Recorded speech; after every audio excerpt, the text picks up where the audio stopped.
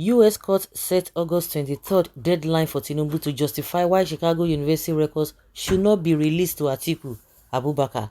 President Bola Tinubu has until August 23rd to present persuasive arguments as to why Chicago State University should not be ordered to release its academic record to Atiku Abubakar, his rival in the February 25 Nigeria presidential election. According to court filings seen by People's Gazette, this deadline was imposed on August 9th by Jeffrey Gilbert, the new magistrate judge assigned to the case at the United States District Court for the Northern District of Illinois in Chicago. Mr. Abubakar earlier this month requested court approval to subpoena Mr. Tinubu's files domiciled with Chicago State University because he believed the documents would clarify glaring inconsistencies in Tinubu's background, including publicly available documents that suggested the Chicago University in the 1970s admitted a female student bearing Bola Tinubu, who was born on March 29, 1954.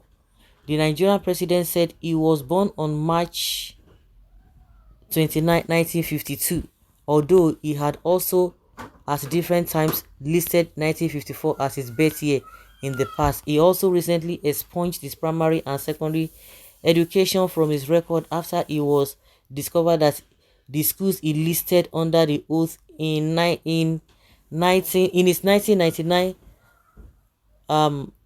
run for Lagos governor did not exist anywhere in Nigeria. Mr.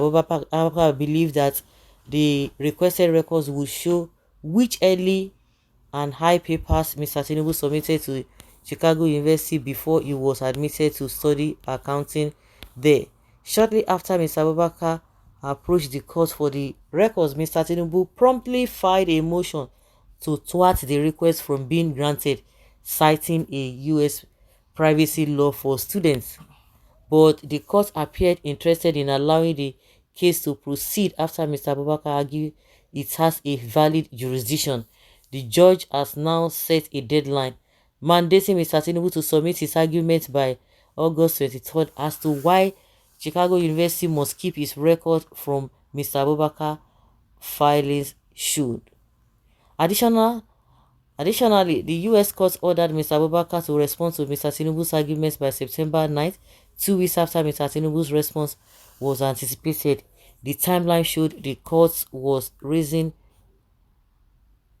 to rule on the matter before 21st of September, when Nigeria's Elections Petition Tribunal would likely deliver its judgment in the suit challenging Mr. Tinubu's election victory.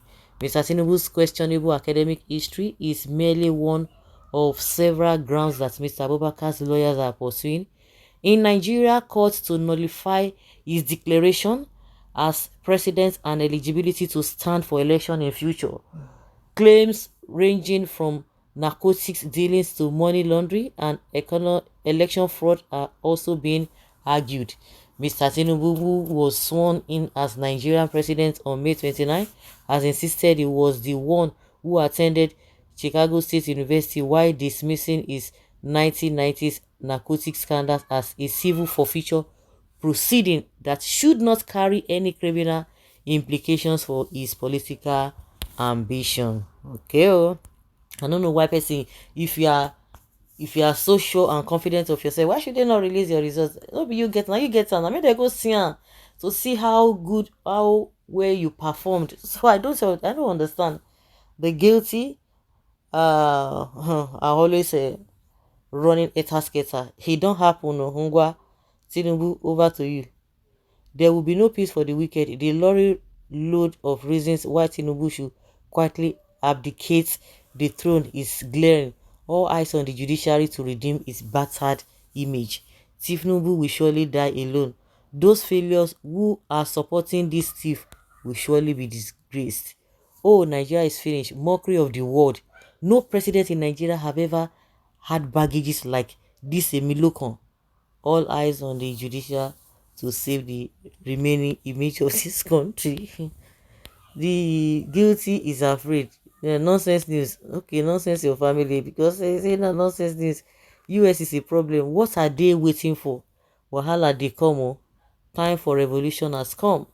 A time will come when Nigerians must call a spade a spade. The US has always stood for democratic ideas and must help other fledgling democracies do same on transparency without hiding truths and enthronement of mischief, which is never done by the US Supreme Court. Wahala they come. Oh.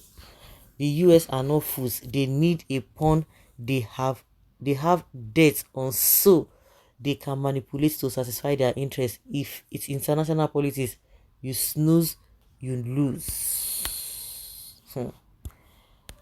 Okay, well, what kind of a precedent is Bola Ahmed setting for the future generation over perjury force, documentation and identity fraud? If there is nothing to hide, then US should please release it. If you trust yourself, truly you went to that school, why then hide the certificates? By themselves, they will poison themselves. He don't read for Emilio Kano. Let's keep our eyes on judiciary. He will throw some cash at them. Really? Let them release his enemy article. If you open and bend to look at another anus, someone behind you will look at you just because of your interest in president. So wetin can happen? So most of those men were hardened thieves and criminals in various days, guys, yet their fellow followers and families are not ashamed. So because did the Tinubu do anything? You that you are saying that you are trying to blame Tinubu, I don't understand. Please, we want a president without these criminal baggages. So don't even support evil. If not, no Nigeria is supposed to be in jail. Release Emefiele and co. And now nobody should be arrested. Is it not better to legalize crime? So guys, let's know what you think, Jerry.